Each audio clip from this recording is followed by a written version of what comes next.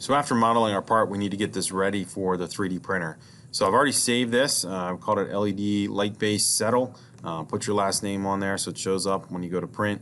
And now I'm going to go to File, Save As Flyout, and you're going to do a Save Copy As. You're going to select an STL as your file type.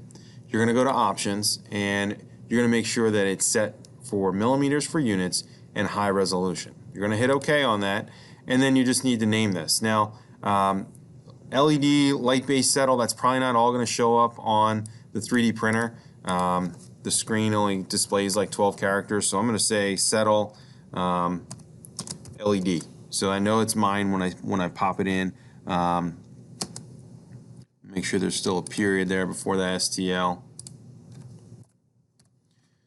And we'll hit save on that. So that saves my STL. After you've saved your STL, we are going to set this up in FlashPrint. So down in your search bar, you will type in, start typing Flash, and you're looking for FlashPrint 5 is the piece of software you want to open up. So this is FlashPrint 5. If it's the first time you've opened it, you're probably going to see a window show up in the middle that asks you what type of machine you have, and you have a Creator Pro. If you've happened to open this before, down in the bottom left-hand corner, you're going to see this little extruder nozzle.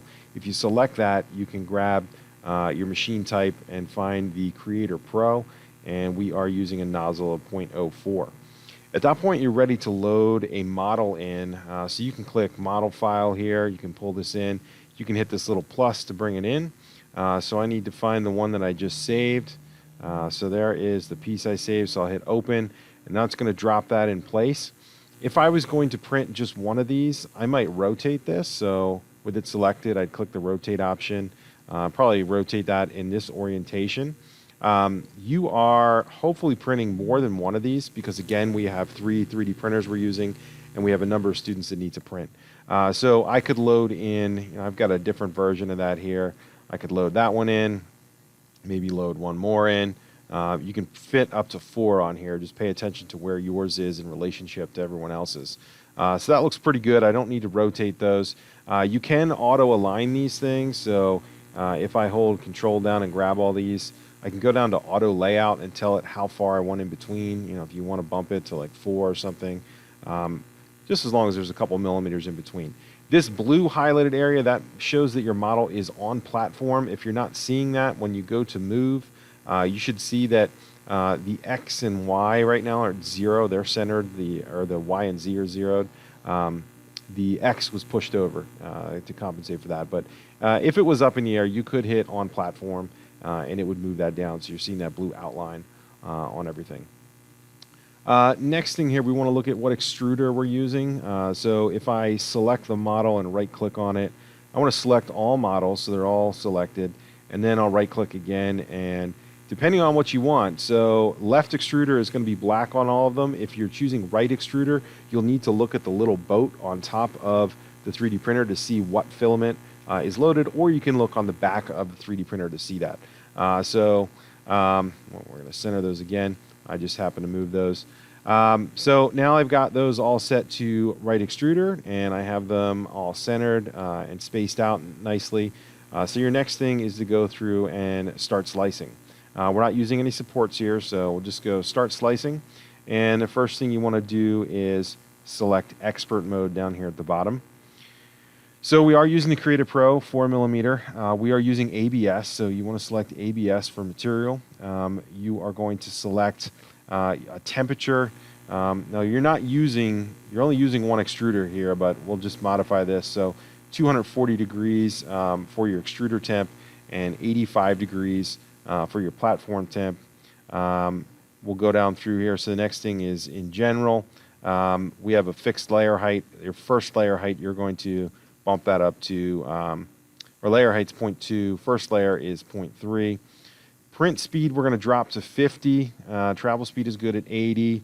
All these things look good through here. We're going to go to shells. We want this to be a fairly durable part, so we're going to bump our shell thickness up to 5. And nothing else you need to close on this one. Go to infill. We're also telling this 5 layers for top and bottom. Fill density of 15 should be good. It's mostly going to be wall as you go through there. There's not much infill on this at all. So this all looks good. Looking at supports, we're not doing any supports at all. We didn't add any of those, so it won't bring those in. We are not doing a raft either. This is getting printed directly on the bed, so you want to keep that enable raft in no. And there is nothing else here you need to do. You could save your configuration so that next time you come in here, you don't have to save the temperatures, which would be a good idea. And then we'll hit slice and see what it does for us. So right now it's processing all those different layers, those 0.2 millimeter layers that we're telling it to print. All right, so after we've done this, we're going to go to our slice preview. So it'll show us what it actually looks like. You can hold your right mouse button down to kind of orbit around there. This little piece here, this is where it cleans out the nozzle. You'll see that on every print. So anything that's oozing out of the nozzle gets stuck down to the bed, and then it starts making those layers through there. If you want to take a look at the different layers, you can take this little slider and it'll kind of pull down through and show you what it's doing. So it's doing, and if you zoom in, you'll be able to see like those outer walls that are being built as we pull this up.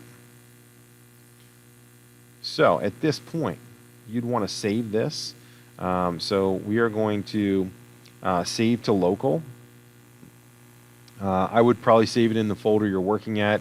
And this will be named in X3G. If you don't see X3G here, then you didn't set your print type to Creator Pro. Each of the different printers will have a different file extension on it. Name this whatever makes sense to you. That's what's going to show up on the card. And then this needs to get saved on the SD card and taken up to the printer. This also gives you kind of an idea how long it will take. So 3 of these printing, so hopefully you and a couple classmates printing takes 14 hours. So to be ready for you on the next day, if you're doing 4 of them, it's probably going to take like 16 hours or something like that. But again, it'll be ready on the next day. If you have any questions with that, please let me know. And I would like to see those print previews before you send those to the printer.